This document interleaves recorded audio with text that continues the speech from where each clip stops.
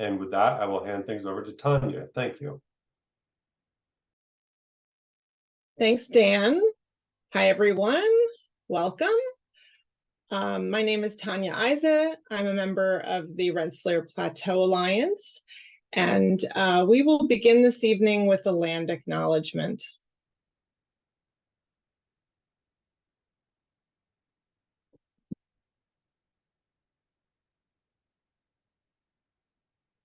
While we are navigating there, I will read the land acknowledgement. It is with gratitude and humility that we acknowledge that we are learning, speaking, and gathering on the ancestral homelands of the Mohican people, who are the indigenous people of this land.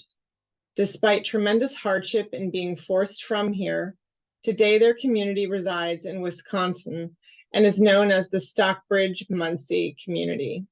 We pay honor and respect to their ancestors, past and present, as we commit to building a more inclusive and equitable space for all. And now, I am delighted to introduce tonight's speaker, Stephen Pentak, who is a painter based in Stephentown. Stephen Pentak is Professor Emeritus of Art and former Associate Dean of the College of the Arts at Ohio State University. He is the recipient of numerous awards and fellowships and has taught here in the US as well as internationally. He is the co-author of a best-selling textbook called Color Basics, which is a guide to color theory and application for the beginning student. Stephen's work is in various public and private collections, including the Columbus Museum of Art and the Wexner Center. We are so grateful to Stephen for sharing with us his work as a painter and the relationship between his work and life living at the edge of the Rensselaer Plateau. Again, if you have questions for Stephen, please put them in the chat and we will pose them as we go. And with that, please welcome Stephen Pentak.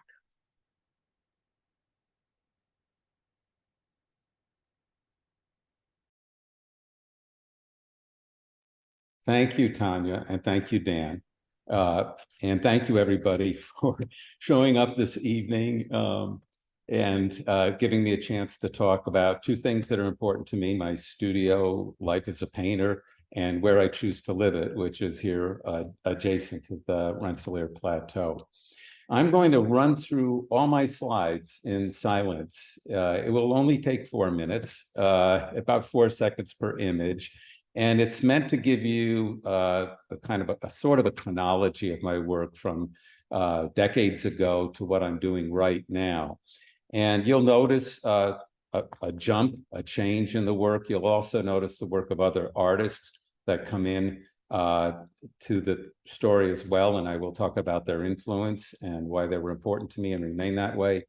And throughout this, I will bring references back to life here on the plateau as it pertains to my work. So I'm going to start with that right now, assuming my computer responds the way I expect it to. Bear with me. I don't know why it's... Try this. Okay, I'm going to have to... Let me try this. I'm sorry, the slides aren't advancing.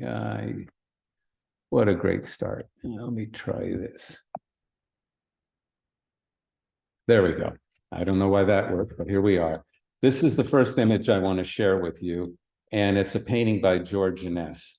And so, as I said, I'm starting with this slide because it was a painting, I'll talk about it more later, that when I was a kid, made me want to be a painter one day. So for right now, I am going to go into the sequence of images from first few images are actually things that pertain to why we're on the plateau here, and then a sequence of my work from beginning till now with influences along the way. So give me a minute to do one sort of awkward thing here, and that's to use the timings and to play from this slide. Okay, back to you in a few minutes after we've looked at these.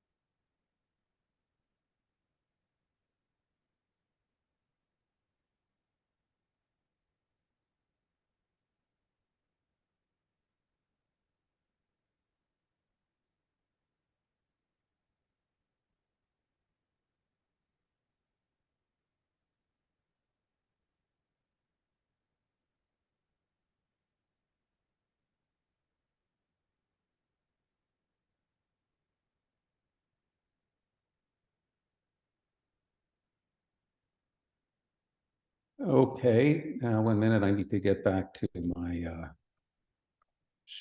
show and start it over again and go through it more slowly. Let's see if I'm able to do that. Yes, here we are. Okay. Okay, do not look at the man behind the screen. Just a second. We'll start at the beginning now and do this without the timings. Okay, well, I hope as you looked at those slides progressing that you had a chance to just absorb them visually without any narration and maybe see how things fed one into the next and some of those relationships were obvious. And then, as I said, there's some jumps which I'll try to explain. But I want to begin by saying, yeah, here I am, plateau adjacent. I put it that way because we live at the edge of the plateau. And what brought us here is what I want to begin talking about. So to do that, I have to go back to years ago when I was a kid. In high school, I had an art teacher who brought me to the Clark Museum, and I saw this painting by George Inness, and it was probably the first painting that made me want to become a painter, or at least have the first ideas about that. So now, years later, I live something that I only imagined back then, which was living in an environment like this, having my studio here. This is our home with the studio on the left there. And let me just say that my career was largely spent at the art department at Ohio State University, but my wife and I grew up in the Albany area, and I went to Union College. As I said, in high school, I had that influence of seeing the Inness painting at the Clark. And also, my wife, Deb, and I love this area because when we were dating, we used to come out this way to go hiking and to go to the Clark Museum, and for myself to go fly fishing. And so when it came time to retire from Ohio State, we contemplated where we might want to live next.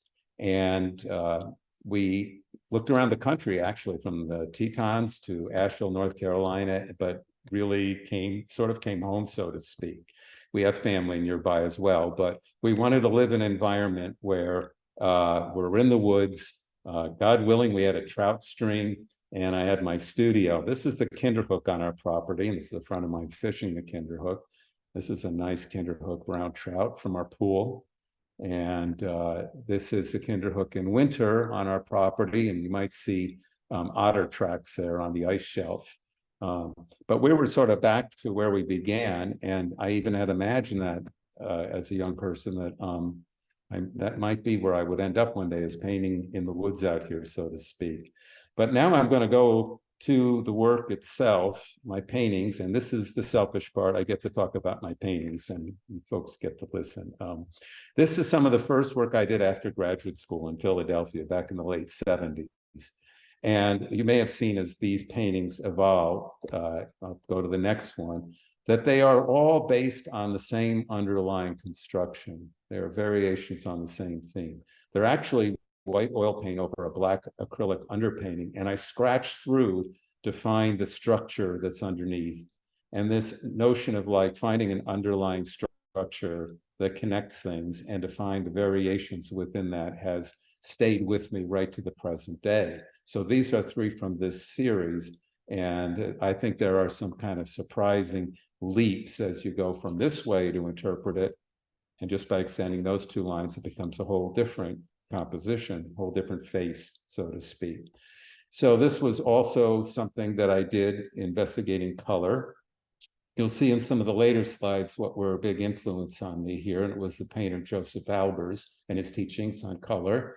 And so this was a structure I came up with that could create different relationships. You'll see that there's a pairing, one on the left, one on the right, and those planes interact in different ways with the ground. And now we've got the same underlying composition, but it's got a completely different face, with one really goofy character on the right and a much more subtle character on the left, so to speak. And this is yet one more from that series. Sometimes the after image from the previous slide will linger and pop into the new painting until it disappears. So this pairing of things across from each other and their interaction actually goes to an earlier influence. When I was at Union, I took music composition with Edgar Curtis, and he always had us thinking in alternating duets, and that ended up being a lasting impression on me. here's going back to those drawings again, and you can see again, it's the same underlying structure that those line drawings had, but different characterizations are brought out by which lines are extended and the color relationships. And here's just the two essential characters. Now, this next slide may seem like the oddest jump in the group. It's to a painting by Fra Angelico, an Annunciation fresco that's at Convent San Marco in Florence, and has been with me my whole life as an influence. And it may not be immediately obvious, but you might see the notion of two characters across from each other and how they interact, and what their relationship is to the space.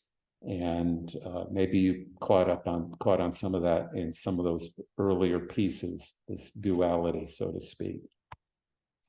And when I got hired to teach at Ohio State, my work immediately changed. I thought, oh my God, they hired this abstract painter and I'm never going to get tenure because now I'm doing these quirky landscapes. That was really about me thinking back to the things that first made me want to paint. And those were, moments spent at the edge of a trout stream and all the things that brought us back to the plateau here. But I hope you might see in those kind of ripples scratched into the paint, much like the first line drawings I showed, this idea of something relating across the space, maybe even like the Annunciation. And this is another early one. When I was doing these, I showed them to my colleagues and I thought, oh dear, who's going to be interested in these? But they encouraged me to get them out and show them and so on. And I got grants and I got exhibitions and museum purchases. And I thought, oh, there is somebody other than me that's interested in this. And so now I'm flipping back to influential painters. And this is a study by Joseph Albers. And I think you can most obviously see how it connects to those more plainer color paintings that I showed earlier. This is a study where he's testing different colors straight from the tube, not mixed, but placed adjacent in this series called Homage to the Square. This is one of the finished paintings. And this was a big influence to me on a couple levels. Number one, on the notion of color interaction, and number two, on working within restrictions. Like he only used paint straight from the tube. He didn't mix the colors, he presented them so our eye would feel the mixtures, so to speak. And he was devoted to this for decades, this Homage to the Square series, and that was also an influence on me. The earlier paintings maybe show more overtly the influence, but it has lingered as an influence even as the work doesn't look so much like Albers. And Albers once said, don't paint like me, be like me. And so that spirit is sort of the thing that I've admired and tried to convey in my own work. This is another painter who stayed with an idée fixe, something very focused for years. His name's Giorgio Morandi. And there's a museum in Bologna that has his life's work in his studio. They're sort of odd the first time you see them. And the more of the paintings you see, the more you get to realize just what he's up to and just how sensitive his vision was.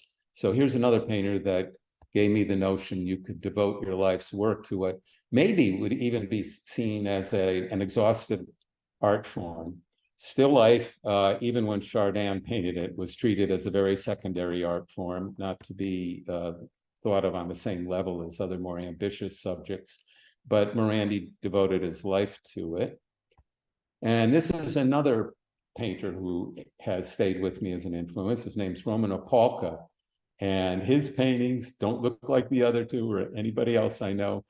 He has been he was throughout his life counting for years and years, and dipping his sable brush into white paint and on a gray ground, just continuing the counting. You may even pick up in this photo how some of the whites are brighter and then they fade. And this is an earlier painting done against a dark ground. And throughout the course of his life, each new painting was painted on a lighter ground. And to me, they chart his every breath as an artist. And I find them beautiful. I couldn't do them. I don't think many people could, but I'm glad he did. They can be about 6 foot tall. If you want an idea what it is to stand in front of one of them, they kind of shimmer. And also throughout the years, he took a self-portrait photograph against the white wall of his studio. And as he got older, he got paler and paler and sort of drifted into the background of the studio wall. So Roman Opalka's dedication over career to something that you would think you might get tired of, it stayed with me as well. And now to my own paintings, finally, that are more relevant to what I'm doing right now. Those first tentative landscape-ish paintings that I did when I got to Ohio State developed into this series I called the Broadwater paintings. These were done on panels, 88 inches, maybe by 30 inches tall. And these were done to suggest diptychs that maybe shifted along their horizon, with the bottom half being a reflection of the upper half, or as if we were drifting downriver, something like that. And also it says something about painting itself, that painting is a reflection of the outside world. So where does the abstraction end and the representation begin? And so this series, the Broadwater series, has continued from this start to variations I'm doing on it now, some 30 years later.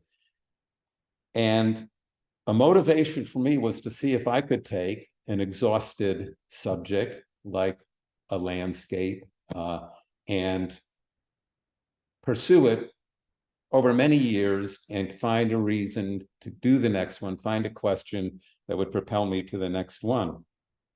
I consider them very much abstract paintings that are certainly come under the influence of the environment around me, but I'm not a plein air painter. I have been. I take notes outside sometimes, but mostly I consider this an abstract series that has grown over time. This is one of the more current ones, and the emphasis now has been more on the idea of a dark foreground and the light being in the distance, kind of turning things inside out. And so also turning something else inside out. This is maybe somewhat conventional in that the hill gets lighter and picks up the atmosphere color in the distance, even as it's warmed by the sun. But sometimes I'll let the palette be just like this and turn expectations upside down when the background isn't cooler, but it's warmer. These paintings, an important aspect of them for me is that you see, as the Chinese say, you see first you see the hills in the painting, then you see the painting in the hills.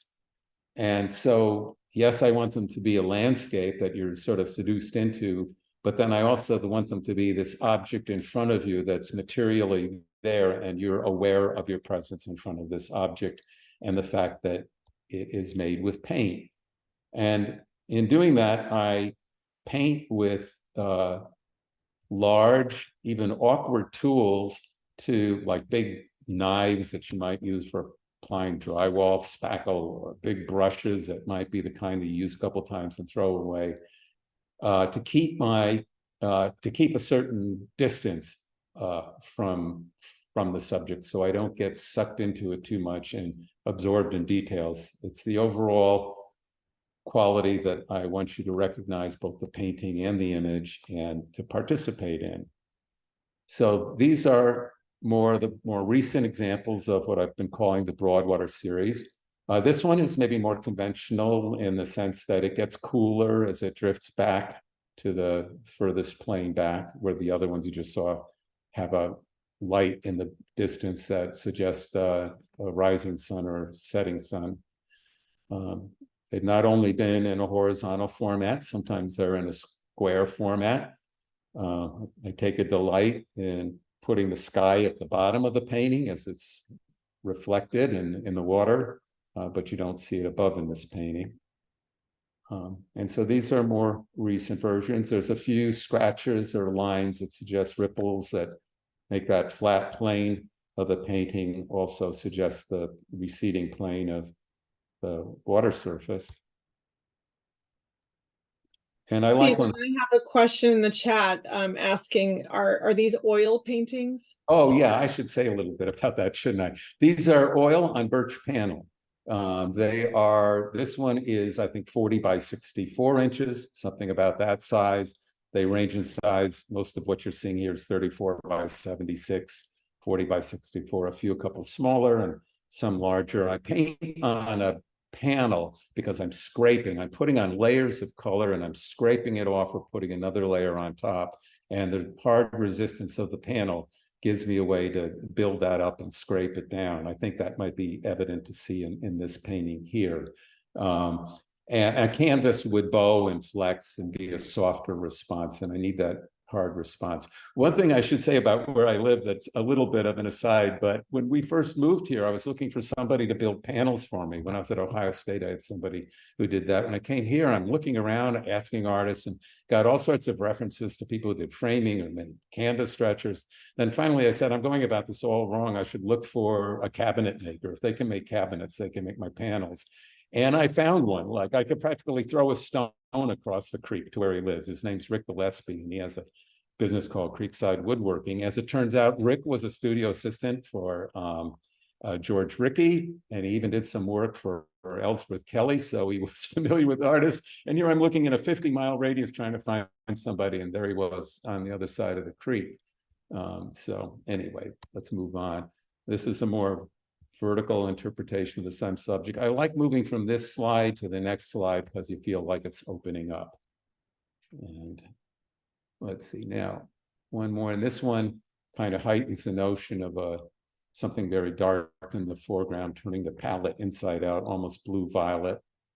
So that takes you through early Broadwater's paintings and then a jump across 30 years to later ones and a whole bunch in between. And always moving to what I hope will be the next question I ask that I might try to solve in the next painting or partially answer.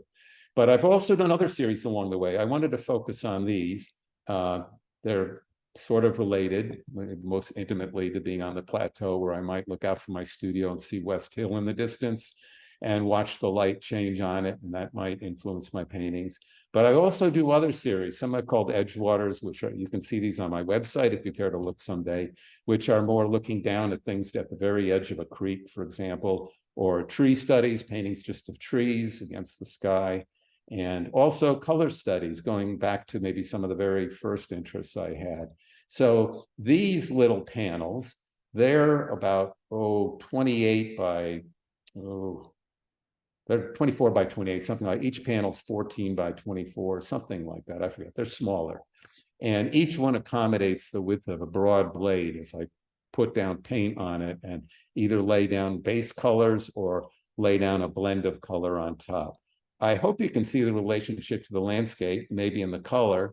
In this case, the edge or line you see is vertical. It's no longer a horizon line that splits the painting horizontally, but it's a vertical edge, but it has all the elements that are in the landscape, but just explored more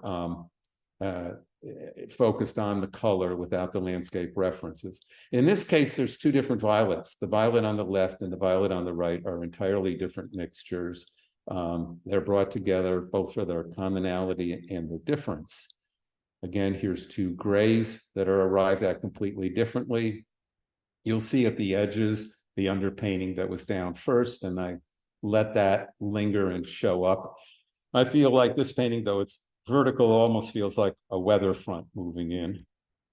Some of my color questions I ask myself are kind of quirky ones, like in this one, the panel on the left contains no green, literally, and the panel on the right contains no blue, literally. Now they're mixtures, obviously, and it's sort of arriving at blue without blue and arriving at green without green. And they all get started on a red ground, so I have to work against the very opposite force. This one, it may be more obvious, the line in the middle and the color difference on the right, but if you look carefully on the left, there's actually a color change there that gradates across the panel. So these are just a couple recent diptychs. Maybe in a way you can even see how they harken back to my interest in the Fra Angelico Annunciation, where there was a column in the middle of the painting that separated the two realms. This now is back to the Broadwater series and is my most recent painting.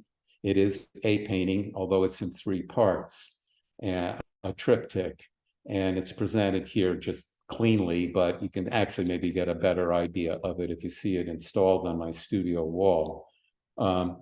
This is the most recent project I've worked on. It was actually a commission and went off to Dallas, to a home in Dallas, Texas.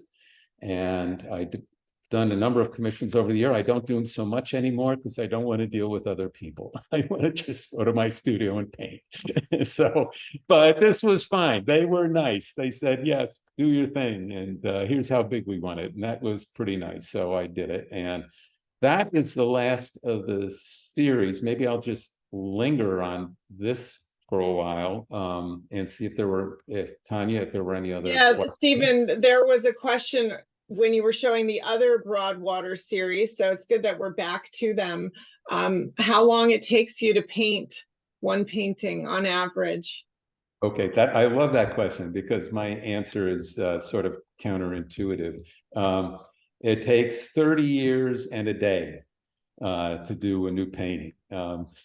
And that's maybe it's kind of a glib answer, but I paint wet into wet. I use very large tools. And because of that, I essentially have to do it in a day. The mixtures have to be fresh, have to be done in that day. There's another painter who paints his paintings in a day. If you've heard of Alex Katz, he's now well into his 80s and he's painting paintings as large as this one, and he gets them done in a day. And but we have different strategies for how we do our paintings, but we both share that we paint wet into wet. So it doesn't mean the painting's necessarily finished in a day. This painting was essentially done in a day, but I lingered over it for a week and made some changes in color and some tuning here and there. So it's, but the essential part of the painting is done in a day, a single day. That's amazing. Yeah, there were some other accolades and comments. Beautiful work. Comment that these seem static, almost still lifes. And now a question. Beginning with your early abstract line painting and moving forward, it seems like some of the lines, ripples, dualities, and opposition is carried throughout your wonderful paintings. Is this intentional? I don't know how intentional it was, but I'd have to look back and say, well, yeah, certainly there was intention there. And one of the reasons I'm grateful for having the chance to do this talk tonight is I found myself reflecting on this lately. I don't really dwell on my past paintings, but I have recently brought them out again and thought about what the connections were. You know, what I thought was a radical change when I went to landscape imagery proves not to be so radical after all. But yes, there's intentionality, and I'm glad people might see the connections. That's what I was hoping. Oh, someone named Chip says, I was at OSU while Steve was there. Hi, Steve. Have you felt the conversations around your work change after leaving an academic environment? Well, yes, I stay in contact with colleagues that I've taught with. I stay in contact with students. I am grateful for social media for letting that happen. I have frequent interactions with some of my old students and some of my colleagues, and a couple of close friends in particular who I went to grad school with. When we were in grad school, we took a hike and camped at Old Rag Mountain in Virginia. And when we got back from the hike, our mentor, David Pease, who was the dean at Tyler and went on to become the dean at Yale, was working on a painting, and he titled it as a tip of the hat to us. It was called Back from the Hike. And it showed, I won't describe the painting. Let's just say it was called Back from the Hike. And so I was kind of honored that Richard and Royce, my two friends, and I were so honored in this painting of David's. And Richard and Royce and I have stayed in touch, and we converse about painting, films, books, poetry, politics. You know, we stay in touch and communicate back and forth. And we see each other from time to time. And I had this idea this summer. I said, we should have a show together. We'll call it Back from the Hike.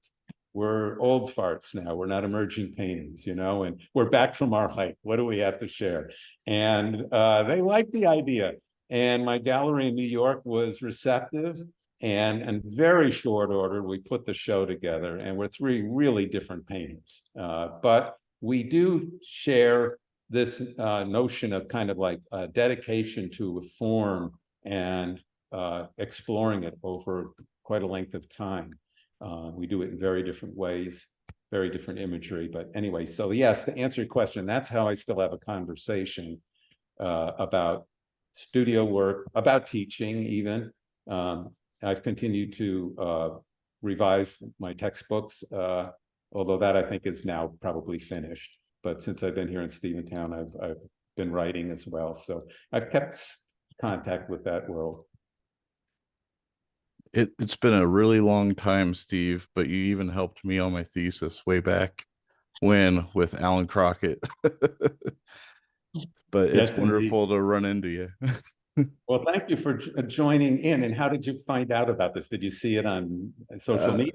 Yeah, social media somehow. I forget whether it was Facebook or LinkedIn. And I jumped at the chance. So Ooh, let me see. I might have jumped out of my show here a little bit. Let me go back. And Chip, I forget if you continue. I'll just put this one arbitrarily. Are you painting now? I haven't followed if you are still painting. some drawing here and there, but more living a life of chopping wood in the mountains. Oh, really? Yeah. Well, it must be a place, something like the plateau here where I live. Yeah, I'm up in northern Idaho. Oh, wow. That's beautiful country. I've gone fly fishing up there on the Selway and Loxa River and that area. Yeah, Well, thanks for joining us this evening. wonderful, wonderful paintings. Stephen, I have a question. How do you get to blue or get to green without having blue or green? Okay, well, the green is the easy part. I mean, everybody knows blue plus yellow makes green. So even the dullest blue and dullest yellow will give you a color that people will call green, even though it's kind of far away from the intense green you might see on your monitor, for example. But the blue is very much more indirect. That's using a phthalo green and a diox purple. And you mix those two colors and add some white and it becomes very blue. So there, I've just given away a trade secret. But I actually stumbled upon that because I said, geez, making blue in the water is such a cliche. I'm going to do a bunch of paintings with no blue in them. And they ended up being the bluest paintings I ever did because I did them all with that phthalo green and diox purple and ended up with bluer paintings than I had done before. But yeah, that's a painter's recipe there, I guess. Thanks. A pivot to the trout population in the Kinderhook. How is it?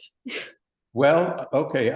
I didn't do this. I almost did. I went fly fishing this morning and caught two beautiful brook trout.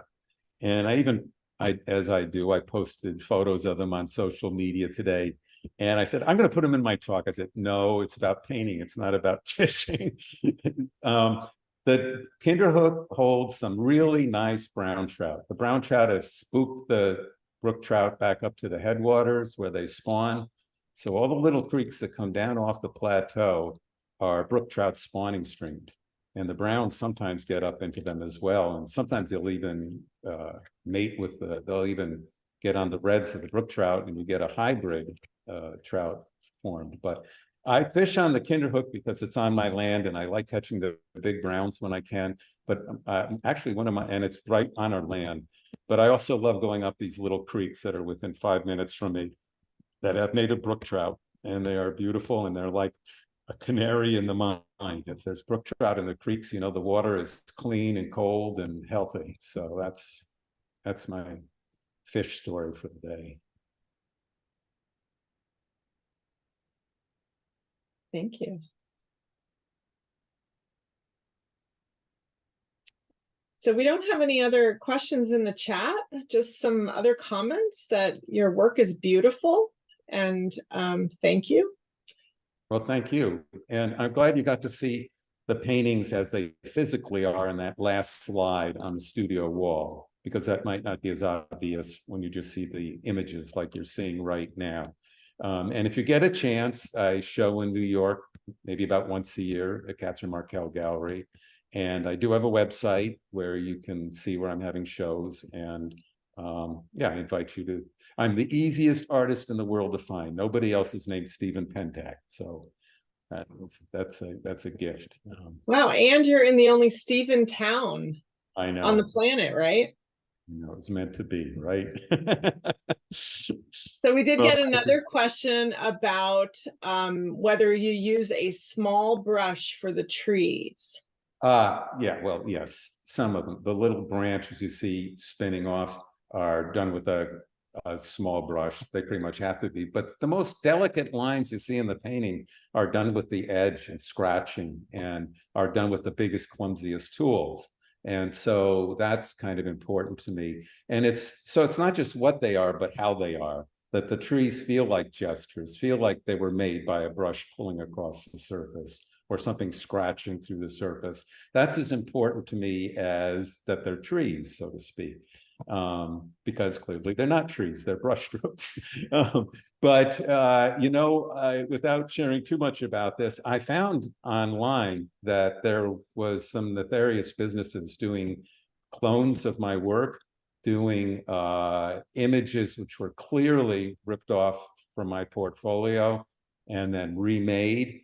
And it's almost as if AI was given the question, can you make a painting like Stephen Pentak?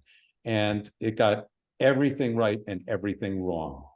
It's like the painter, Fairfield Porter, prominent American painter and critic, was once asked about Vuillard, and he said, Vuillard is just like an illustrator, except in every detail. And so that's one thing that would separate my paintings from a knockoff you might find somewhere, is yes, I recognize the source of that, but gosh, that's all wrong in every detail, so yeah, that was a long answer to a short question about whether I use a small brush. But there, I got to say something else as well. Yeah, well, AI is the topic of the year for sure. So, All right. So do you show locally? Geez, not in a long time. I haven't, because I show New York, and so I don't want really overlapping gallery territories, so to speak, so I give a lot of deference to my gallery in New York, and it's just a quick drive down the Taconic to deliver my paintings. I've shown around the country. I've just recently stopped showing out west because it's just too difficult to keep paintings, keep everybody happy and have paintings in their inventory. But I've shown in Seattle and San Diego and recently in Santa Fe. Now I mostly show in the East, in Asheville, North Carolina, back in Ohio, where I taught for years, and as I said, in New York. But no, not real locally, not for many, many years, unfortunately. All right, so take a trip to New York City if you can. Yeah, or if you're in one of those other destinations like Asheville, and I'm amazed at the number of people who pass through Asheville. It's kind of a destination now. Stephen, we had a question whether you still teach.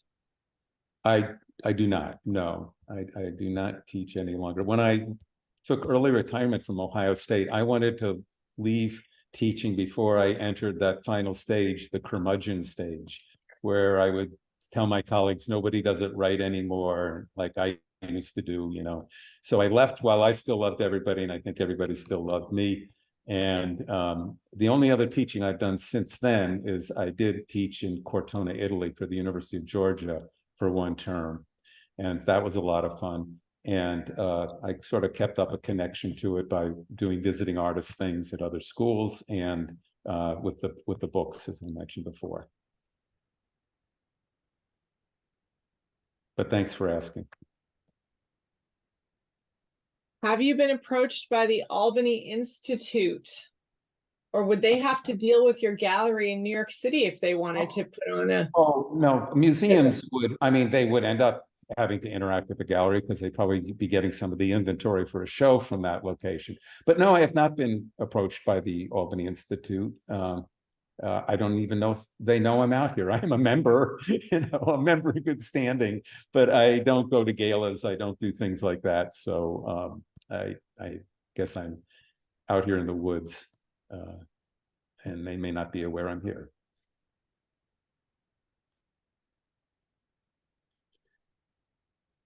All right, there's more questions coming. Do you go to any drawing groups? I do not. I used to tell my students what they were doing was very unnatural. They were in a room with a bunch of other people trying to do their drawings. You'll be so happy someday when you have your own studio and nobody else has to be around. I was serious about that too. I mean, no, I don't do that. I can understand why people do, but I'm out here in a fairly solitary setting to do my work. This is the studio behind. No, I don't think anybody can see me, can they? If they can, I'm sitting in my studio. No, we can see you.